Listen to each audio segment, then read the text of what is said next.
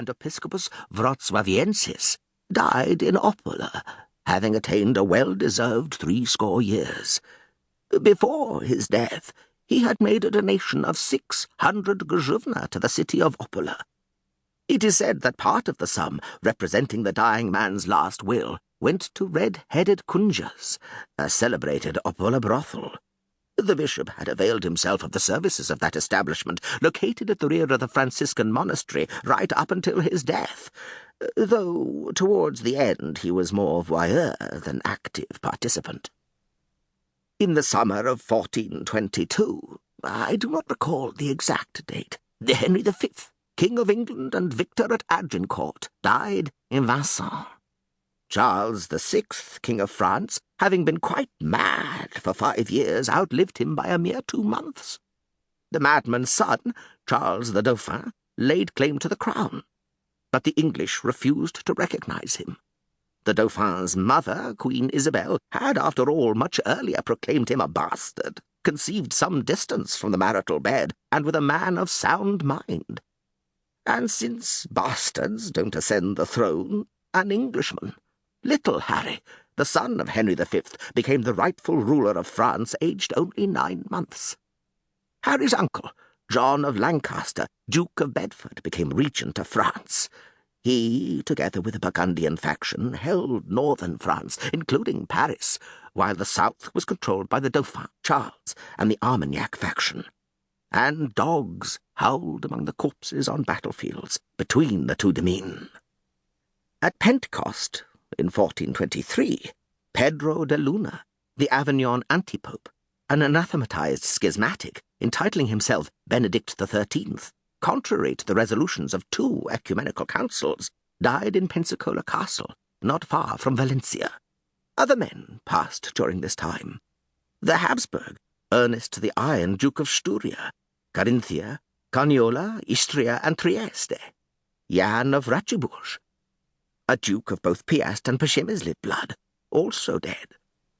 Wacław, Dux Lubiniensis, died young. Duke Henrik, Lord of Jambica, with his brother Jan, died. Henrik, Dictus Rumpoldus, Duke of Głogów, died in exile. Mikołaj Trawa, Archbishop of Gniezno, an upright and judicious wise man, died. Michael Kuchmeister, Grand Master of the Teutonic Knights, died in Malbork. Jakub Petschak, known as Fish, a miller from near Bettham, also died. I admit he was a mite less famous and celebrated than the above-mentioned men, but he had the advantage over them that I knew him personally, and used to drink with him, which I never did with the others. Meanwhile, important cultural developments were also taking place. Bernardino of Siena, John Cantius, and John Capistrano preached. Jean Gerson and Pavel Włodkowicz taught. Christine de Pizan and Thomas Hemeken a Kempis wrote eruditely.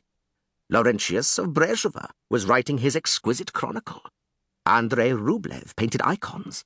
Tommaso Masaccio painted. Robert Campin painted. Jan van Eyck, Duke John of Bavaria's artist, painted the Adoration of the Mystic Lamb altarpiece for St. Bavo's Cathedral in Ghent. It is a most gorgeous polyptych, now adorning Jodocus Veit's chapel.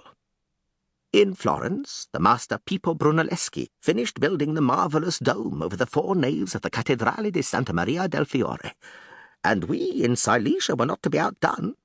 Here, Piotr of Frankenstein completed a most impressive church dedicated to St. James in the town of Nyssa. It's not far from here, in Melich, so you should take the chance to see it if you haven't yet been. In that year of 1422, at Shrovetide, King Władysław II of Poland, born Jogaila of Lithuania, held his nuptials with great pomp in the city of Lida, wedding Sophia of Halszany, a blushing young maid of 17, more than half a century younger than he. It was said that the maid was more famous for her looks than her morals, which would cause many a problem later. For Jogaila, forgetting his duty to satisfy a young wife, set off to fight the Prussian lords, I mean the Teutonic Knights, in early summer. Thus the new...